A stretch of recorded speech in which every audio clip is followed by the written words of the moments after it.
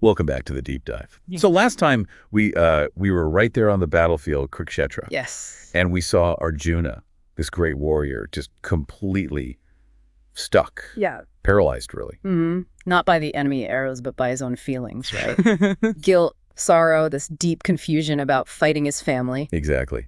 That was chapter 1, the yoga of despondency.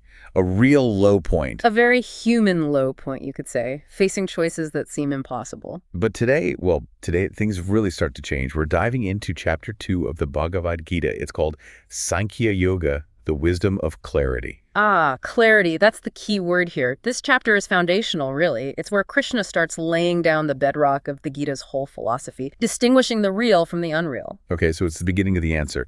Our mission then for this deep dive is to unpack how Krishna actually starts responding to Arjuna's despair. Right. And it's not what you might expect. No quick pep talk, no simple buck up. No easy fix. No. He goes much deeper. He starts laying out these fundamental truths about existence, about action, about who we really are. It's the groundwork for everything else. Okay, so let's get into it. Arjuna makes this huge statement right at the start of the chapter, effectively saying, I will not fight. A critical moment, a turning point for him, definitely.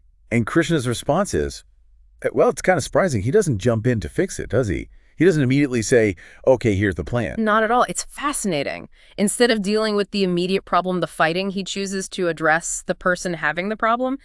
He aims to awaken Arjuna. Awaken him. How? By hitting him with this profound philosophical truth right off the bat.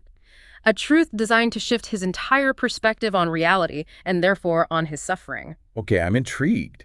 What is this first big concept? Because you said it challenges how we usually see ourselves. It really does. Krishna drops this bombshell.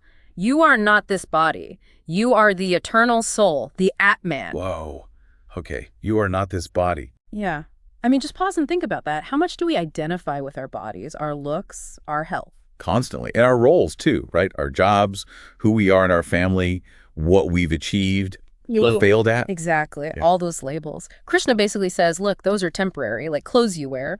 They aren't the real you. The real you is the Atman, the soul, eternal, unchanging. That's a massive idea to absorb, especially for Arjuna, who's literally looking at people he loves and thinking about their bodies dying. How does that help him right then? Doesn't it sound a bit cold? That's a fair question. It could sound dismissive if taken the wrong way. But Krishna elaborates. He says, the body dies, but the soul, the Atman, neither dies nor is born. It is eternal, changeless, indestructible. Indestructible. Yes. He's directly addressing Arjuna's grief about death. He's saying what you're grieving is the loss of the outer shell, the temporary form. But the essence, the soul, that just moves on. It's not coldness. It's a call for clarity. Clarity about what's permanent and what's just passing through. Precisely. Clarity about who we really are fundamentally and what this life is actually about. It reframes the whole experience of loss. Okay, so that's the foundation. You are the eternal soul. Where does Krishna go next? Because just knowing that doesn't automatically tell Arjuna whether to fight or not. True. So, building on that foundation, Krishna introduces another radical idea, one that's about how to live and act in the world. He says, essentially, do your duty without attachment to the result. Ah, the famous line. You have the right to action, but not to the fruits of action. That's the one. And wow, talk about countercultural today. We are obsessed with results, aren't we? Likes, shares, promotions, the win. Everything is measured by the outcome. Completely. Our whole society often pushes us towards outcome dependency. Krishna's teaching here is a direct challenge to that. It's the start of what we call karma yoga. Karma yoga, the yoga of action. Yes, but action done in a specific way, action performed with awareness, with focus, with presence. But crucially, without the ego clinging to the results of that action. So do your best, do what's right, but then let go. Let go of the outcome. Detached from whether you succeed or fail, whether you get praised or blamed. Just focus on the doing. Do what is right. Let go of the rest. That's the essence. It's easier said than done, I imagine. Oh, incredibly difficult, let's be honest. Most of us struggle immensely with this. We fear failure. We get deeply attached to getting that promotion or winning that argument or having things go our way. We avoid hard choices because we're scared of the potential fallout. Exactly. And Arjuna is right there with us. He's feeling all that fear, all that attachment to potential outcomes, the death of loved ones, the sin of killing. That's what makes this conversation so powerful and timeless. He's us. So how does Krishna handle that very real human struggle. He's laid out these huge philosophical ideas, but Arjuna is still feeling the emotional turmoil. And this is where Krishna's genius as a teacher really shines, I think. He doesn't dismiss Arjuna's feelings. He doesn't say, just stop feeling that way. He doesn't invalidate the emotion. No, he acknowledges it, but then he works to elevate it. He channels it. He turns Arjuna's raw despair into a catalyst for reflection. He transforms the confusion into a genuine spiritual inquiry. And he shows how the paralysis, the inability to act, can actually become the starting point for awakened action, for karma yoga. So it's not about suppressing emotion, but understanding it and using its energy wisely. Exactly. It's about shifting from being overwhelmed by emotion to being guided by wisdom, even amidst the emotional storm. Okay. So as we start to sort of pull together the main threads from this crucial chapter 2, what are the absolute key takeaways for someone listening? What should you really hold on to? Well, number one, absolutely fundamental, is that core identity piece.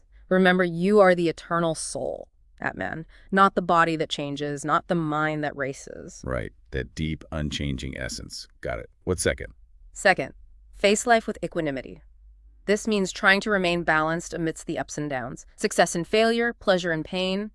Krishna says they come and go like seasons, like waves. Don't let them completely throw you off balance. Easier said than done, but a crucial goal. Okay. Third, that principle of karma yoga. Act without attachment. Focus on doing your duty, your dharma, what feels right and necessary in the situation. Perform the action as best you can, but release your grip on the outcome. Don't tie your worth or peace to the results. Do the work, let go of the fruit. Okay. And the fourth takeaway. Fourth, and maybe this underlies all of it, wisdom is power. True strength, lasting strength, doesn't come from external things like weapons or status or even physical might. It comes from self-understanding, from that inner clarity Krishna is trying to awaken in Arjuna. That makes sense. Understanding yourself gives you the foundation to handle everything else. Precisely. So it really drives home the idea that the real battlefield, it isn't just out there on the plains of Kurukshetra. No, it's right here, in here. Inside our own minds, dealing with our egos, our fears, our attachments. Well, that's the constant battle. And Krishna's voice in the Gita, you can almost hear it as that deeper voice within ourselves, right?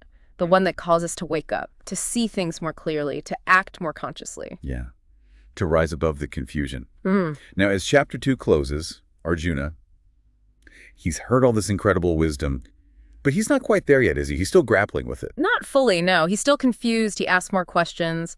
The ideas are profound, world-altering even. They take time to sink in, to integrate. But the seed has definitely been planted. The seed of wisdom. Exactly. And that seed is what will eventually help him find his way. So there's more to come. Next time, we'll dive into chapter 3, which focuses specifically on karma yoga. Yes, Krishna goes deeper into this path of action, explaining why it's necessary, how to navigate duty, desire, and how to live with real spiritual purpose, even while active in the material world. Looking forward to that. So until our next deep dive, here's something to maybe leave you with, building on today's theme. Go on. Clarity is